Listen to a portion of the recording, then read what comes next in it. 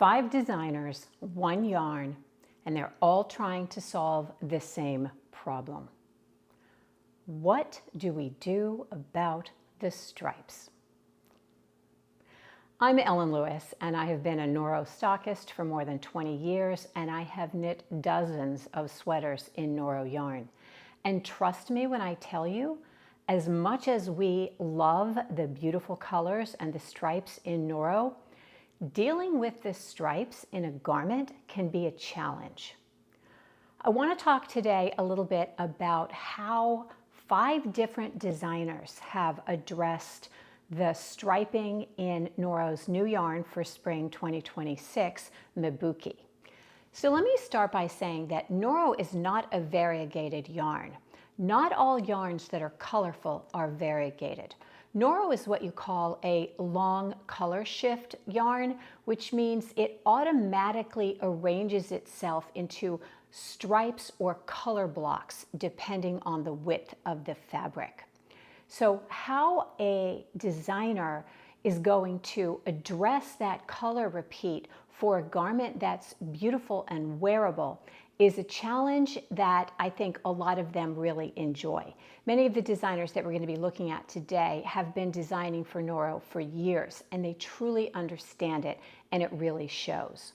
So we're going to be looking at the Mebuki garments in Noro Magazine 28. Let's start with the one called Down the Garden Path. And this is a shawl. So it's the last project in the book. And it's giving kind of Sophie scarf vibe here.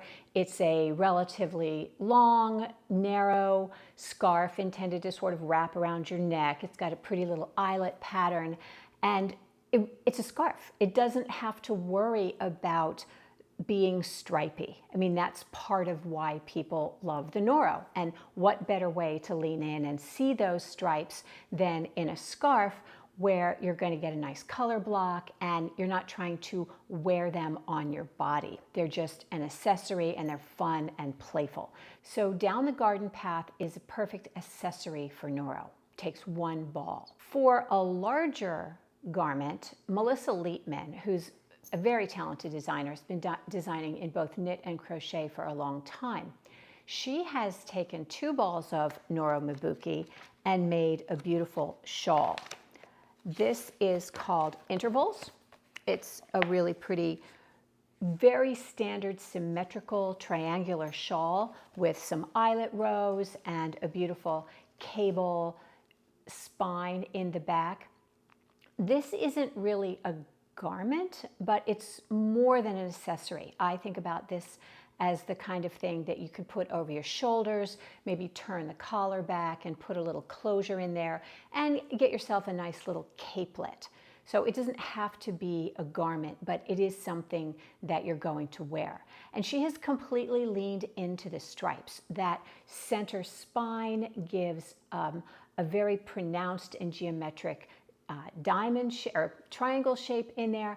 I think it's very pretty, and it looks exactly as she intended it to. Taking advantage, leaning into the stripe and doing this decrease that is going to give her a sharp angle that plays those colors up. The garment that really kind of stops me in my tracks is this one called Breeze. And it's not really surprising. This is designed by the Noro design team, and obviously they get Noro in a deep way. They're with the company. They've been designing together for Noro for decades. And what I love about this one, obviously it's a beautiful pullover, but look how they have done the front of it. This is worked in tarja with the shift, the break of the intarsia, not dead center, but over a little bit. It's not just a random amount that it's over either. It's actually the golden ratio. You're familiar with the term phi or phi, depending on whether you're English or Greek.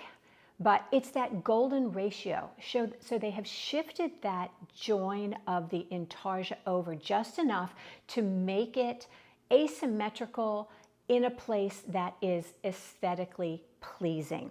And if you look at this, you can see how the height of the stripe in the wider section is different than the height of the stripe in the narrower section, as you would expect. And there's been absolutely no effort to make them match up. That's sort of the point, is you don't want them to match up. So they're playing with those stripes and they're leaning into the stripes, but they're also breaking them up a little bit so they don't read as one continuous horizontal bit across the body, which I think is really, really smart in terms of wearability. The other thing I want to point out is how they've made this really nice 10-stitch 4-row lace repeat. A lot of people don't understand that you can do lace in Noro. Again, it's not a variegated yarn. You're only ever looking at one section at a time, so it's not distracting. Your eye already has some place to rest because that section of color is just one color. It's not bouncing around. So I think the lace looks really good in that, and it also gives a little bit of a vertical element that complements that intarsia shift. This one is super fun. This is called Mini Break, and this is a cami tank garment that has done that same kind of thing by breaking the garment. Here they have done it dead center into two halves and working them in tarsia. They have taken that fabric from being stripes into color blocks. So you don't have a single horizontal line going across your body, and you don't have that sort of stripy feel. You've got these beautiful blocks of color. And I love the way that she has done this. This is Sandy Prauser, and she is a beautiful designer. She's been designing for Noro since the early 2000s. And I look at the way that she has done this armhole. Do you see how the armhole edging goes up and forms the strap of the garment? And you can see that it looks like it is wider in sections. So when I looked at the pattern, I was expecting it to have short rows, but it's just a really cleverly placed set of decreases that gives it that look, which I think is so very cute. Mistral is another one by the Noro design team. This is a drop-shouldered t-shirt. Looks really good. I love the sort of drapey, easy fit of it. And I love how they've done this lace inset. Remember on the other one that we were talking about, Breeze, that column of lace as it lined up? This is an easier lace. It's just 2 stitches in between, but it has worked every row. Anyway, it gives this wonderful vertical dimension, which looks dark against the colors of it, but it really gives it another vertical aspect. Again, it breaks up the sharp line of stripe across the body, but you still get that fun and playful stripy feel. I also want to point out that part of what we love about this garment is the fit and the sleeve. This is a drop-shouldered sleeve, as I said, and if you decide that you want to make this, which I encourage you to, make sure that you don't skimp on the ease, because it is the ease that gives you that comfortable looking sleeve.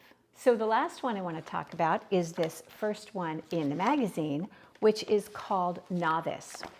A great name for a very beginner kind of project. It is a simple 2 rectangles sewn together garment.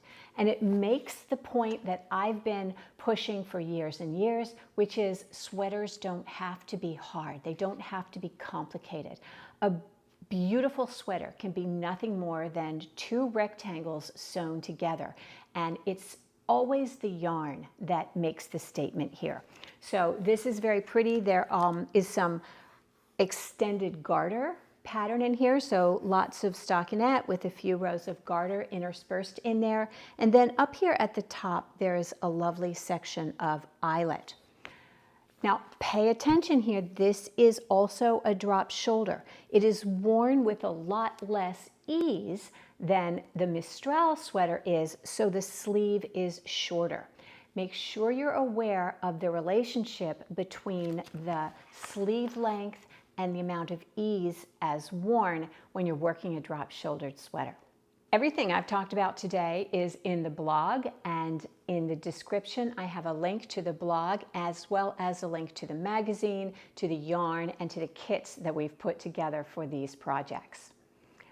Next week, I will be hosting the Noro Trunk Show, and we will have a nice video showing you how all the different garments look on various bodies and how they are in real life versus how they look when they're captured at just a moment in time, as we talked about in previous videos, so you'll have a chance to really see them in person and how they shake out.